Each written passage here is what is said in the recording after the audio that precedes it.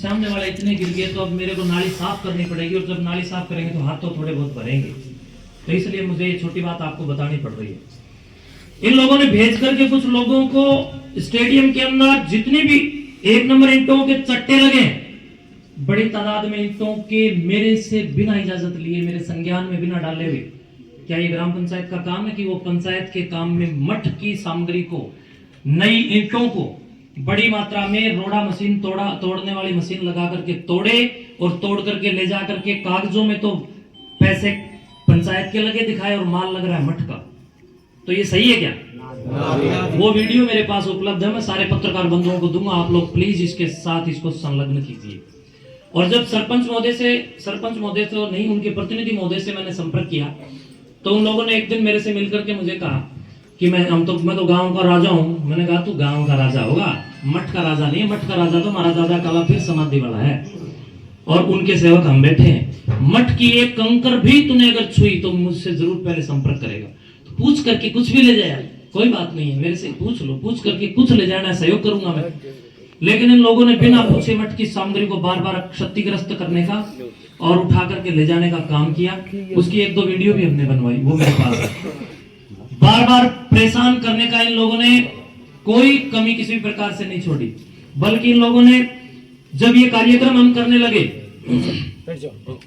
तो इन्होंने इनसे प्रशासन ने अनापत्ति पत्र मांगा था कि भाई काम हो रहा है, मठ का अच्छा काम हो रहा है, इस पर एक अनापत्ति पत्र दे दीजिए। फॉर्मेलिटी होती है जो पंचायतों को देनी होती है। लेकिन बंधुओं, उस कार्यक्रम के लिए भी आपत्ति पत्र दे दिया, लिख के दे दिया कि इस कार्यक्रम से हम सहमत नहीं है। मठ के साधुओं के साथ और गांव वालों के साथ केस मुकदमे चल रहे हैं।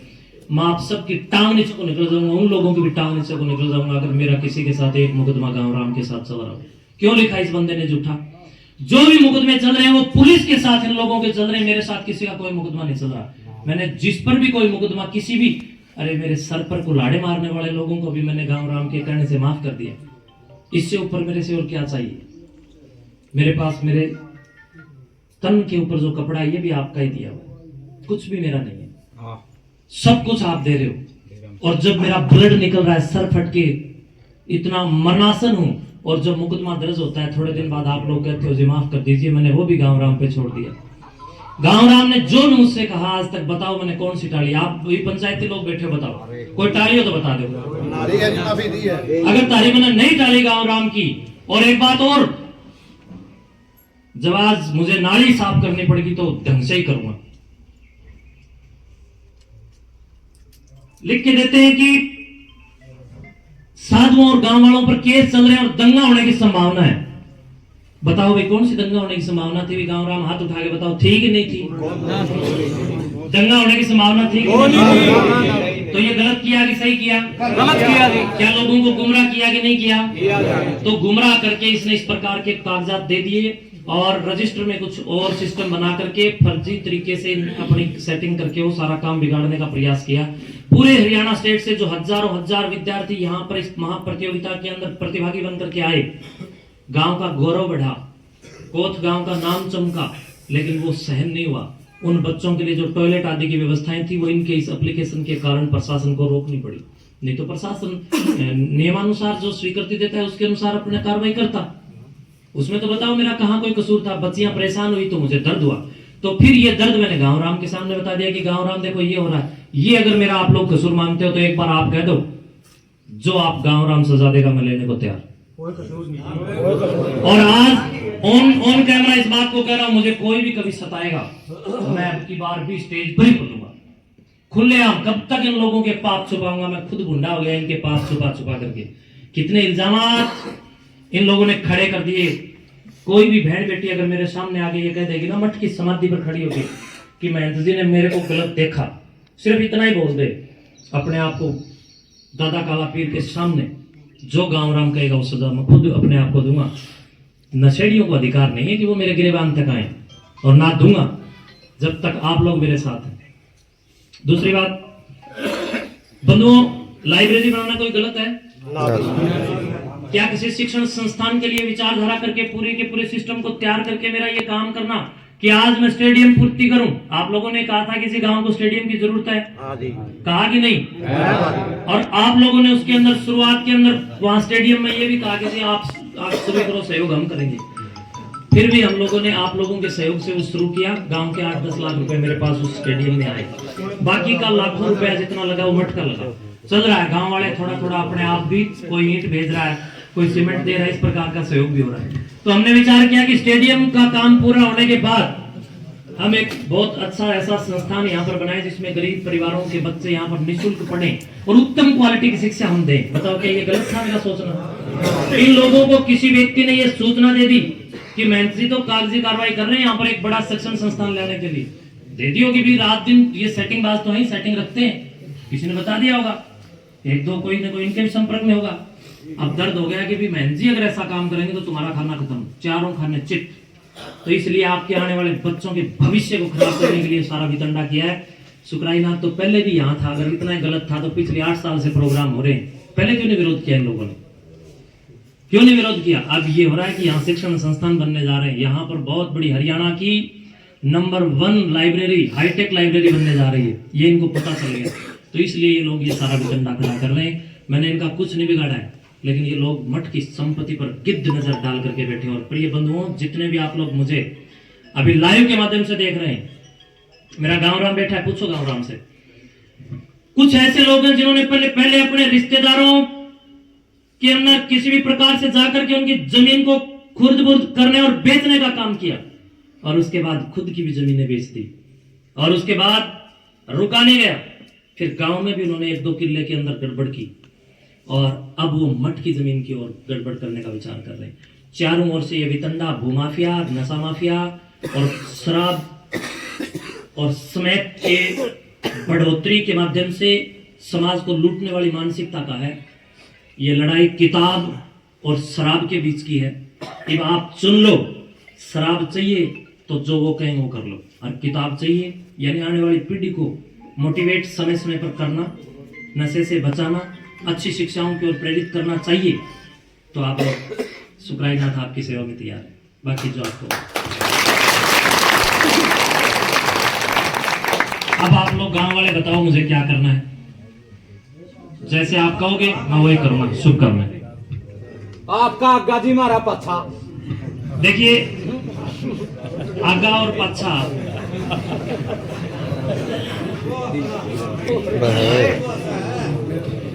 मैं तो इस बात को मानता हूं कि मेरा जज समाधि वाले हैं, ठीक है। वो लोग जो इल्जाम लगा रहे हैं वो दादा काला पीर की समाधि पर, वैसे मुझे ये कहना नहीं चाहिए, मैं सभी दर्शकों से भी क्षमा प्रार्थी हूँ, लेकिन आज क्या करूं, जब चरित्र पर कोई बात उठती है तब समाज के सामने व्यक्ति को बताना, बोलना चाहिए। और मैं कोई सफाई नहीं दे रहा हूं, बल्कि मेरे अपने चाहने वाले लोगों ने मुझे इस बात के लिए विवश किया फोन कर करके कि प्लीज बहन जी बताइए सच्चाई क्या है, वरना लोग भ्रमित हो रहे हैं।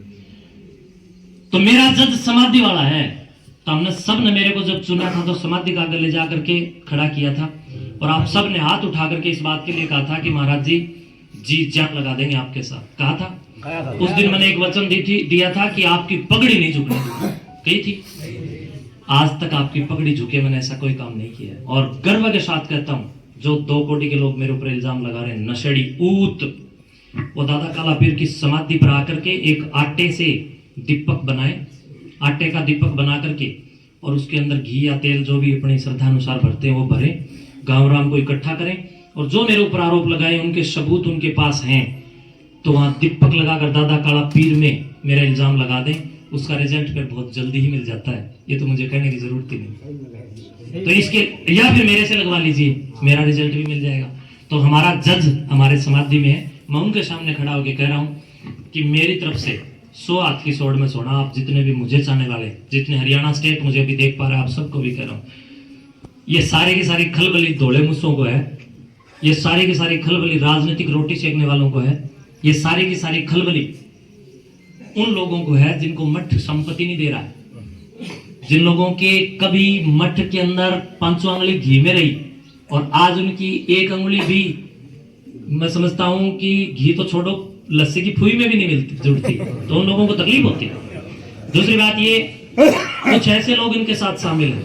आज मैं बताया पूज्य गुरुदेव जी को कैंसर हो गया, भाई हो सकता है बीमारी, खाना पीना किसी प्रकार से urea, ammonia, phosphate, nitrate, zinc, sulphur हो गया है, तो गुरुदेव मजबूर हो गए।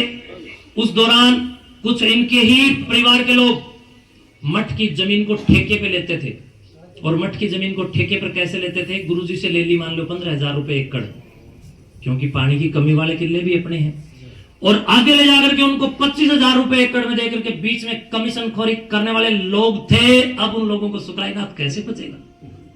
कैसे पचेगा? जिनके आटे वाले पिप्पे के अंदर अब चूहे कूद रहे हैं, वो लोग उनका 2-4 कीड़े हैं ऐसे, और वो आटे वाले पिप्पे के अंदर जब चूहे कूद रहे हैं तो दर्द तो होगा। तो इसलिए आप लोग जरा विचार कीजिए, और आप सारे बहुत समझदार हैं। गांव के अंदर नशा कौन बड़े स्तर पर फैला रहा है, विचार कीजिए। अब गांव राम उठ करके बोलिए आप लोग, एक एक व्यक्ति जो भी कहना चाहिए। बोले दादा काला पीर की, बताइए अब आप।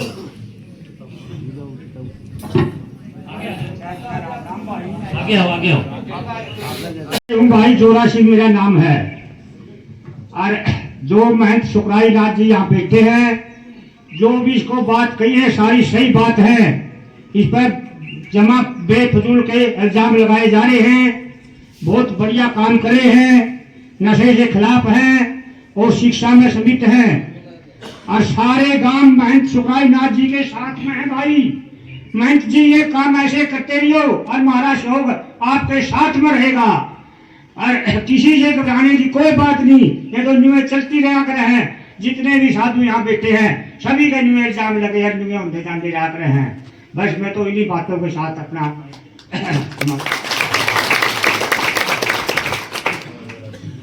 कल एक वीडियो मेरे पास भेजी गई कुछ पत्रकारों के द्वारा, आपका धन्यवाद। आप लोगों ने मुझे वही 2018 वाला ये जोश दिखाया। 2018 में भी वितंडा हुआ, और वही ये लोग हैं जिन्होंने 2018 में किया। 1-2 बहरूपी आगे प्लस हुए हैं, वो हुए हैं जिनकी गड़बड़ी इतनी देर में बता ही रहा था। वीडियो में ये बोला गया कि महंत जी मठ का पैसा मठ में लगा रहे, गांव में नहीं लगा रहे। भाई बताओ, क्या मैं गांव में नहीं लगा रहा? गांव के अंदर गांव वालों ने मुझे कहा कि फलाने का घर महाराज जी जरूरी है, गरीब लोग हैं, तुरंत प्रभाव से उसी दिन काम करके उन लोगों के घर बनवाए कि नहीं बनवाए, बताओ। जबकि गांव राम मुझे कहता है कि महाराज जी मठ का पैसा मठ में लगाओ, गांव में मत लगाना। हुआ कि नहीं? गांव राम को जब पैसा हम खेलों में देते हैं तो गांव राम प्लस करके वापस देता है कि नहीं, ये हमारे दादा काला पीर का पैसा है, हम गांव राम मठ का पैसा नहीं लेंगे। क्यों भाई, ये बात सच है गलत है? पूज्य गुरुदेव नंदाई नाथ जी महाराज जी ने भी खेलों के लिए 51,000 रुपए भेजे थे, सब गांव में खेल कराए थे। मेरे को ही उस समय गुरुजी ने कहा था कि बेटे तू जाना, पर मैं उस समय कहीं बाहर था। तो गुरुजी ने मेरे को शाम को बताया कि देखो अपने गांव में अपने सेवकों की श्रद्धा और अपने प्रति प्रेम और मठ के प्रति भाव, 51,000 रुपए हमने भेजे, कुछ पैसे और मिला करके वापस भेज दिए कि नहीं जी तुम हमारे दादे हो, तुम हमारे अपने हो, हम तारा को नहीं खावा, हम तो पानी भी कौन पीवा मठ का। यानी इतनी बड़ी श्रद्धा। उस श्रद्धा में से एक दौड़ा मूसा निकल के बोलता है कि महाराज जो है ना पैसे गांव में नहीं लगाते। उसको भी मैं इस बात के लिए वापस जवाब देता हूं कि एक बार जन सामान्य से पता करो गांव में कितने लोगों की हम किस प्रकार से हेल्प कर रहे हैं। जितना दान पात्र में पैसा आता है, हम उस दान पात्र के पैसे को बड़े स्तर पर, इसके लिए गांव वालों का, मैं 2-3 व्यक्तियों की नजर में है, उनको पता भी है कि पैसा गांव कोट के अंदर लगभग 2.5-3 लाख रुपए का सरकारी स्कूल के अंदर सोलर प्लांट की व्यवस्था मठ की तरफ से की गई। मैं अब तक किसी को बताया नहीं, पता कर लेना। इन्वर्टर बैटरी की सारी सुविधा।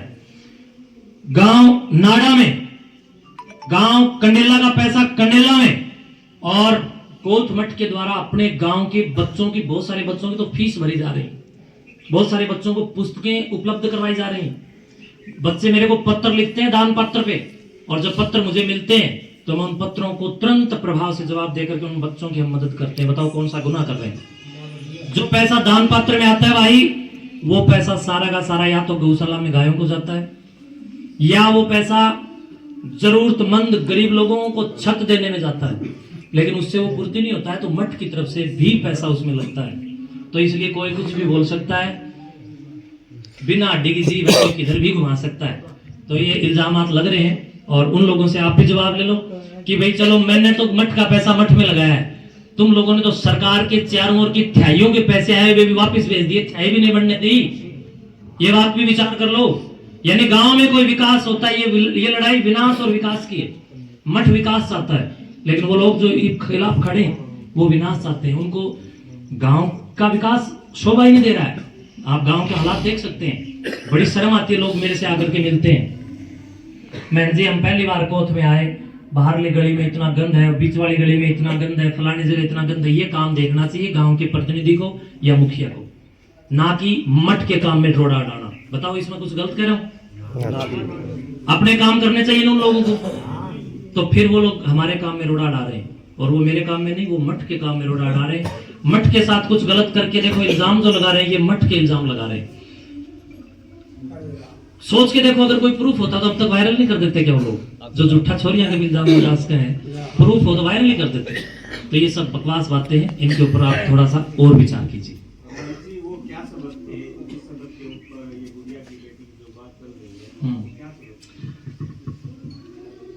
लगभग 2 महीने या 2.5 महीने के आसपास की ये घटना है लगभग। देखो ऐसा है, जब किसी से झगड़ा ना हो तो चाहे मुक्का मार दो, किसी से झगड़ा हो और उसके घर के आगे के जाओ और कुदरती आपको खांसी आ जाए तो ये कहेंगे कि जानबूझ के खांसा था, होता है ना। तो ये इस प्रकार की एक बातें मानसिकता दर्शाती है कि कैसी मानसिकता वो रखते हैं। वो 3-4 साल की गुड़िया होगी जहां तक है, छोटी सी बिटिया है वो। बिटिया और छोटे छोटे गांव के सभी बच्चे मुझे बहुत स्नेह करते हैं।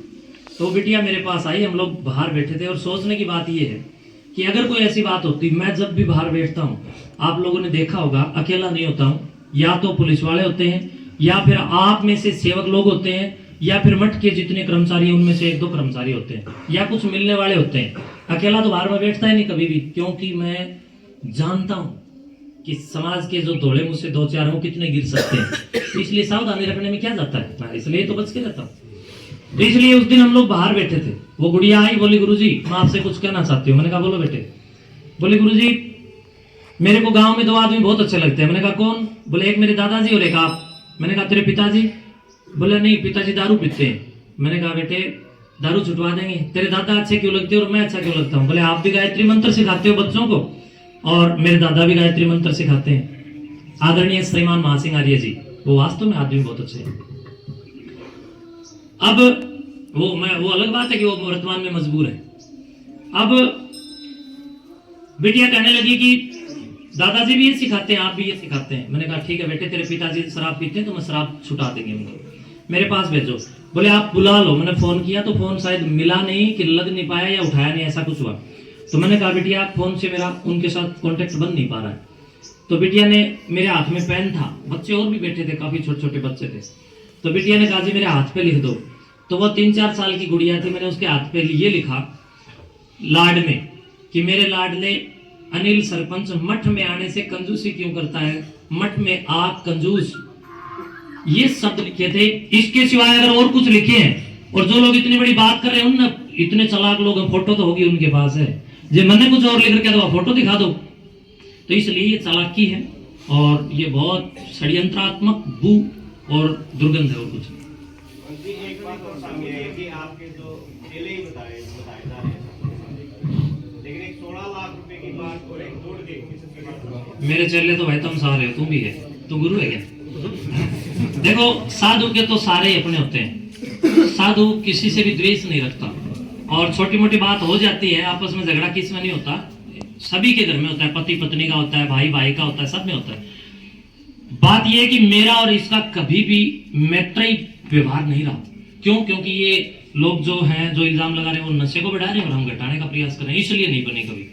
लेकिन गांव वाले, गांव राम के कहने से मैंने उसको वो चीजें बुला के, मैंने सोचा मेरी संगत में आएगा तो सुधरेगा।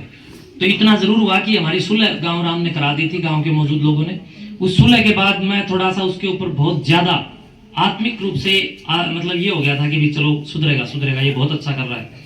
को उठा करके पंचायत में लगाना, रोड़े को लेके जाना, ऐसे काम करना शुरू किया। तो मैंने थोड़ी नाराजगी इसके प्रति जताई और इसको मैंने धमकाया। अब धमकाने पर जिन लोगों को मिलेगा नहीं माल तो फिर वो करेंगे, कोई बात नहीं।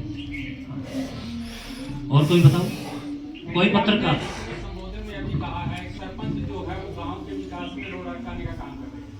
गांव के सरपंच को गांव ने चुना, गांव से कहीं चुनने में गलती हुई है या फिर परिस्थिति के अनुसार ऐसा? तो गांव वालों से पूछ लेना इस बारे में, गांव वाले बताएंगे, क्योंकि उन्होंने चुना। तो आपने कहा है। मैंने तो मेरा जो मेरे समझ में आया ना, मैंने यही कहा है, जो मैंने कहा है। अब इन्होंने एक बात और कही, 16 लाख रुपए वाले 16 लाख रुपए वाली बात मैं पहले ही बता चुका हूं। इलेक्शन के समय में ये बंदा रात को आया था, और मेरी बात झूठ हो तो समय पर आटे का दीवा बड़क लगा दे, या मैं लगा दूंगा तो बिठाओ आमने सामने, फिर मैं मानूंगा। और अगर मेरी गलती हुई, इसका रिजल्ट यहाँ तो इस मठ की बड़ी जबरदस्त देन है, रिजल्ट भी जल्दी आता है, तो कोई बात नहीं, मैं तैयार हूँ उस चीज के लिए। और जिन लोगों को मतलब निजी स्वार्थ पूर्ति वो मैं नहीं करवा रहा, तो इसलिए ये लोग बौखला रहे हैं और कुछ नहीं। कहा जा रहा है कि जैसे कि गांव के अंदर जो कार्य आते हैं उसमें बाबा जी का नीति होता ही है, क्या मतलब कि जो आपकी सरकार में चलती है या योगी जी से चलती है, तो सरपंच जी को कुछ मिल नहीं पाता। तो जैसे कि जोड़ का मामला हुआ तो उसमें ये कह रहे थे कि ये बात नहीं थी कि मेरा कमीशन। देखो ये सब ऐसी बातें हैं जिनके कोई पैर नहीं सिर में। गांव के कामों से मेरा इस प्रकार की ये सब झूठी बातें तो समाज ही बता देगा, इन बातों में क्या टिप्पणी करूं। कमीशन खोर थोड़ी ना हूं, सुबह निकलता हूं, रात को आगे घुसता हूं, कमीशन खाने को फुर्सत नहीं, टिकड़े नहीं खाते टाइम पर भाई, रोटी खाने की फुर्सत नहीं है, समय पर खाना खा ले वो ठीक नहीं है क्या, कमीशन कहाँ खाया जा रहा है, इन बातों को छोड़िए। और बताइए क्या अखाड़े वाली बात, ये अखाड़ा हमारा चल रहा है, जो भी फैलाया जा रहा है झूठ फैलाया जा रहा है। अखाड़ा आप जाके देख सकते हैं।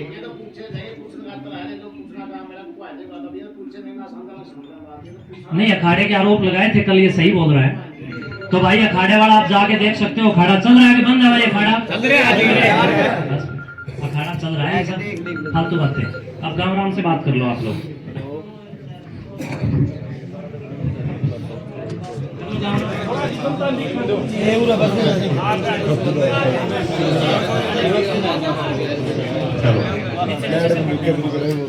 अच्छा जी, हाँ जी सुनो महोदय जी, श्रीना निवेदन है कि श्री दादा काला पीर मठ कोत के कदीम सीन महंत श्री सुखराई नाथ जी महाराज हमारे व लाखों अन्य श्रद्धालुओं लोगों के लिए परम पूजनीय व श्रद्धेय हैं। मठ व महंत जी के साथ देश प्रदेश के लाखों लोगों की उम्र व नाथ संप्रदाय से जुड़े लोगों की गहरी भावना जुड़ी हुई है। लाखों लोग उनका अनुसरण करते हैं। महंत जी ने बच्चों में खेल कूद सहित शिक्षा के क्षेत्र में जागरूकता लाकर नशे के खात्मे के लिए तथा पाखंड अंधविश्वास के खिलाफ अत्यंत उल्लेखनीय कार्य किए हैं। समाज हित में महंत जी हमेशा दिन रात अग्नि की भूमिका निभाते रहते हैं, जिसकी वजह से समाज की जड़ों को नशे से सींचने में लिप्त व मठ संस्थान की संपत्ति पर गिद्ध की नजर रखने वाले, राजनीतिक विद्वेष रखने वाले कुछ एक निवासी, इसमें नाम भी हनीफ पुत्र महासिंह निवासी कोतकला अपने एक दो बड़बोले साथियों सहित असामाजिक तत्वों के गलत मंसूबों की पूर्ति न होने पर वे महंत जी व मठ के प्रति मनगढ़ंत बेबुनियाद आधारहीन आरोप लगाकर अब लोगों को भड़काने की कुटिल चाल में जुट गए हैं, जबकि उनके आरोपों में दूर दूर तक कोई सच्चाई नहीं है। उनका मकसद अब किसी भी तरह से वाद फैलाकर समाज में अशांति फैलाना, विभिन्न समुदायों, संप्रदायों और अन्य लोगों ग्रामीणों को एक दूसरे का दुश्मन बनाकर गांव समाज में जहर घोलकर आपस में लड़वाकर मरवाना और लाखों लोगों की नजरों में महंत जी व मठ के प्रति नफरत पैदा करके अपने निजी स्वार्थ पूर्ण करना मात्र है, जो कि ऐसा सब ये कुछ एक लोग मात्र अपनी रंजिश, द्वेषपूर्ण भावना व स्वार्थ पूर्ति के लिए और गांव समाज में जातीय धार्मिक जहर घोलने की मंशा से कर रहे हैं। महंत जी व मठ के प्रति मीडिया के माध्यम से व खुलेआम ऐसी भ्रामक झूठी मनगढ़ंत बातें फैलाकर इन असामाजिक तत्वों ने हमारे जैसे लाखों लोगों की भावनाओं को गहरी ठेस पहुंचाई है और लोगों के दिलो दिमाग में जहर भरने का काम किया है, ताकि महंत जी व मठ के प्रति लोगों में नफरत पैदा करके उन्हें आपस में लड़वाया जाए और मरवाया जाए, ताकि ये अपने गलत मंसूबों में कामयाब हो सकें। जिन गैर कानूनी असामाजिक कार्यों में ये लोग प्रत्यक्ष अप्रत्यक्ष तौर पर लिप्त हैं, उन कुकृत्यों को ये लोग भविष्य में निर्बाध तौर पर अपना किसी विरोध के तलाश के जो कि महंत जी के होते संभव नहीं। ये नशेड़ी लोग हमारे महंत जी को सामाजिक जागरूकता के कार्यों में से रोकने के लिए आए दिन कोई ना कोई षड्यंत्र रचते रहते हैं।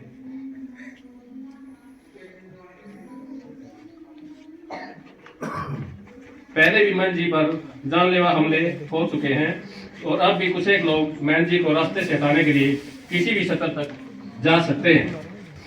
उन पर किसी साजिश के तहत कोई भी घिनौना गंभीर आरोप तक लगा सकते हैं, जिसके लिए वे प्रयासरत हैं।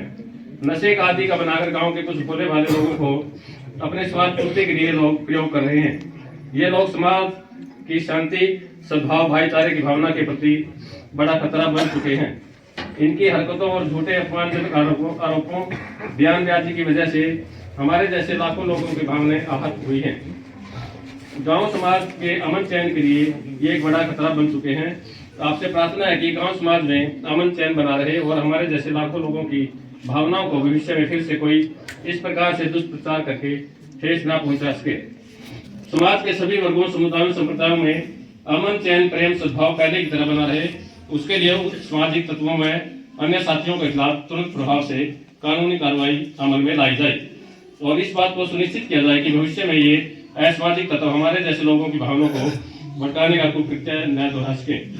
अमन चैन, भाईचारा पहले की तरह ही बना रहे और समाज, विशेषकर युवा वर्ग को नशे की गिरफ्त में आने से बचाया जा सके। यह दादा कालापीर मठ केवल कोत कला नहीं बल्कि गांव कोत, खुर्द, नाड़ा एवं खपड़ा आदि अनेक गांवों की भी बड़ी आस्था मान्यता का मुख्य केंद्र है।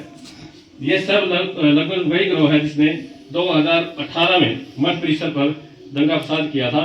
आरोपियों पर कानूनी कार्रवाई करने का कष्ट करें, आपकी बड़ी मेहरबानी होगी। प्रार्थी ग्राम कोचकला खुर्द नाड़ा खपड़ के विशिष्ट से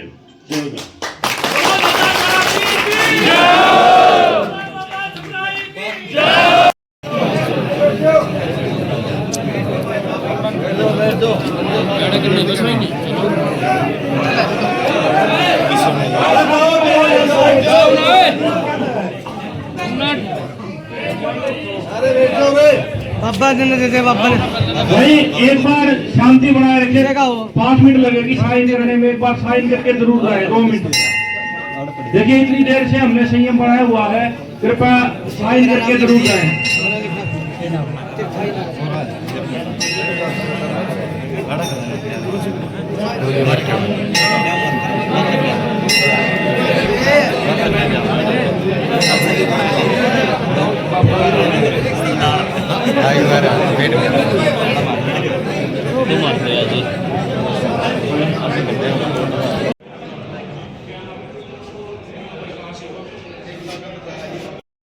हाँ बिल्कुल, नशाखोर लोग हैं जो कि चाहते हैं कि कहीं ना कहीं राजनीतिक लोग सीखें और महंत जी को बदनाम करके महंत जी के लाइट पोलिंग किया जाए और जितने अच्छे काम हैं वो अच्छे काम रखें और उन लोगों का अपना एक वजूद समाज में बढ़े जो कि आप लोग देख पा रहे हैं। पहले जो एक एग्ज़ाम हुआ था, कल की एक वीडियो थी, उसमें ये कहा गया था कि इसमें किसी प्रकार का कोई सर्टिफिकेट नहीं दिया।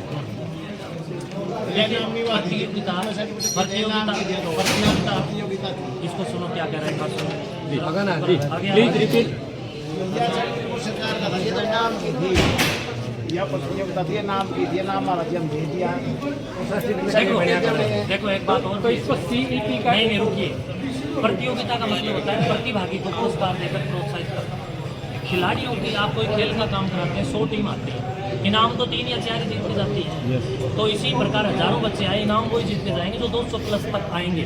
हमने 200 प्लस तक इनाम बच्चों को दे, पुरस्कार देना हमारा काम था। और सर्टिफिकेट किसको दिया जाता है? सर्टिफिकेट भी दिया जाता है, शुभकामना और सांत्वना सर्टिफिकेट होता है। नहीं, सांत्वना सर्टिफिकेट होता है। प्रशंसा पत्र उसको बोलते हैं, प्रशंसा पत्र दिया जाता है। हम प्रशंसा पत्र भी दे रहे हैं, लेकिन उस कार्यक्रम को तो ये लोग ये सोच रहे हैं कि भी ये ना हो।